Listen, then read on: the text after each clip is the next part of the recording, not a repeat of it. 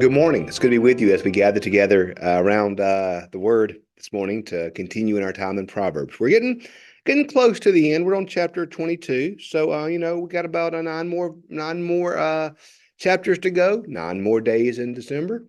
Nine of December. I'm going back to 2023. 9 more days in January, and 9 more chapters in Proverbs. So we're going to be on chapter 22 today, and we're reading a chapter of Proverbs a day. So it's the 22nd. So we're going to read Proverbs 22.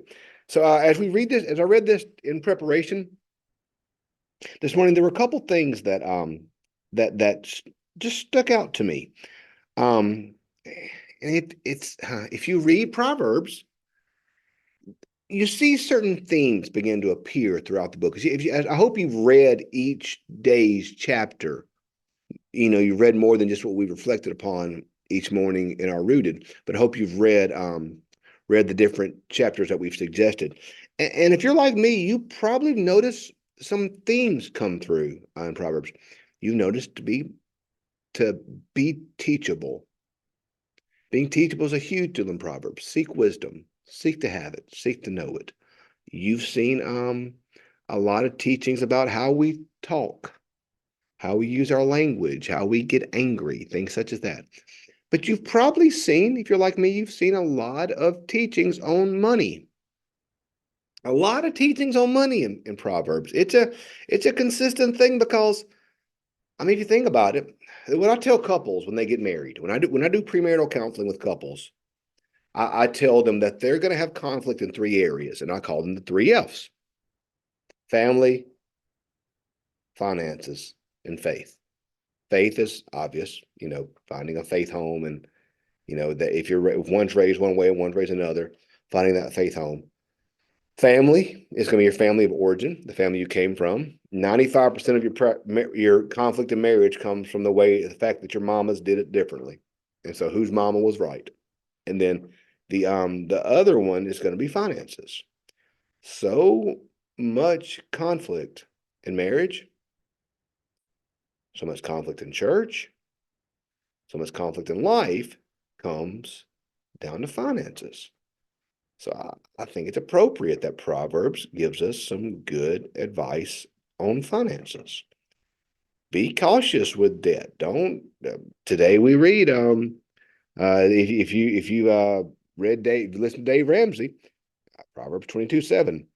The rich rule over the poor, and the borrower is slave to the lender. So be very cautious with taking on debt. That Proverbs warns against it. The borrower is slave to the lender. But we see in Proverbs the notion that God is not a God who the rich may have advantages or worked hard or whatever. But verse 2 today says in chapter 22, verse 2, the rich and the poor have this in common. The Lord is the maker of them all. So you see this notion, verse 9, those who are generous will be blessed, for they share their bread with the poor. Verse 22, do not rob the poor, because they are poor, or crush the afflicted at the gate. For the Lord pleads their cause and defends the life of them who despoil them. So we see there in this notion that, yes, be wise with your money, be careful with your money, but use your money well. Do not use it to harm the poor. Do not use it to hurt the poor. And in fact, quite the opposite, verse 9, those who are generous are blessed. John Wesley is a man that many admire for many reasons. Being a United Methodist, obviously I admire Wesley. But one of my favorite things about Wesley is, and there's debate if this is true or not, but there's a thesis called Halvey's thesis, which suggests that the reason why the United Kingdom did not fall into revolution in the days of Wesley, like in America or like in the continent, was because of John Wesley's work with the poor. John Wesley basically helped create the middle class in England by his work with the poor. John Wesley did so much for the poor. He wrote a book called The Primitive Physique, which was a book of home remedies for those who were sick and couldn't afford to go to the doctor. He started schools. Um, he had a great sermon called On the Use of Money, where Wesley put forth these three rules for the people called Methodists: to earn all you can, save all you can, and give all you can. John Wesley said, "If I die with a pound in my pocket, I have robbed God." So Wesley understood that individuals should earn all you can through honest and legal work. He said, earn as much as you can. Work hard. Wesley believed in work. He said, save all you can. Wesley had a great fear of debt. His father was placed in debtor's prison. In England, in Wesley's day, they had what was called debtor's prison, where if you owed your debt, you couldn't pay them. They put you in jail. And you could leave to go work, but you had to come back at night and stay in debtor's prison. John Wesley's father was placed in debtor's prison. So that scarred Wesley. And so Wesley wanted people to have reserves. He wanted that to happen so that they would be safe. But he said, you earn all you can and you save all you can so that you could give all you can. For Wesley, that was the point of earning and saving, was to give. You didn't earn for earning's sake. You didn't give. You didn't save for saving's sake.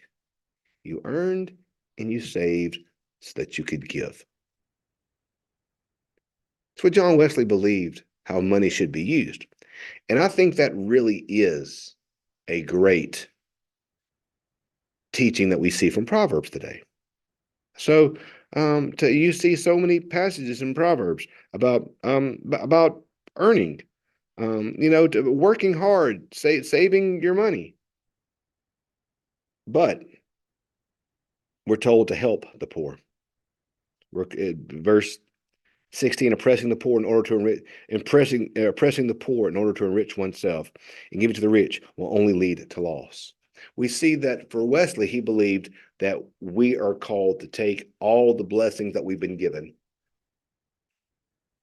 material, spiritual, and use them to help other people. So Proverbs teaches us that lesson as well. And I think there's a certain beauty in that, because when we earn and save and then give, what happens is we disentangle ourselves from this world, because it's very easy to earn and to save and then not to give, to hoard. And when we hoard, what does the New Testament tell us? The love of money is the root of all evil. When we hoard and we hold on to it and we don't give, it's like this world can get its tentacles and its claws into us, and that we can find ourselves clinging to material wealth more than clinging to Jesus. I think that I've heard it put like this, even in terms of giving to the church, tithing. In many ways, when we tithe and we give 10% to the church, and it's God forcing us to be blessed. Not that the blessings will come back to us materially, because I'm not a fan of the prosperity gospel. I don't believe that just because you give it, that you're going to become a millionaire.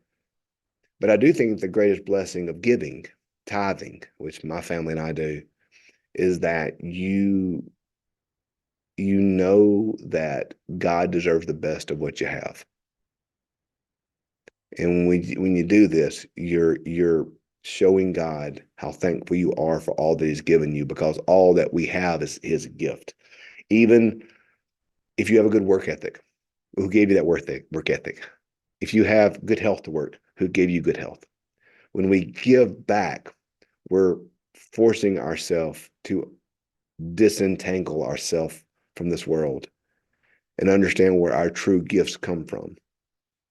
So money is a constant word in Proverbs. So as we think about our life this week, as we think about how we use our resources and our gifts, I would encourage us to keep our eye on what Proverbs teaches us, to use our money well, to use our money to help others, to use our money to do good in the world, to not get tangled up into the wealth of this world, but to use all that we have to be a blessing to other people, do all we can to point others to the goodness of God. So Proverbs is full of some great words for us, and I hope that today we can hear what the teacher longs to say to us in Proverbs 22.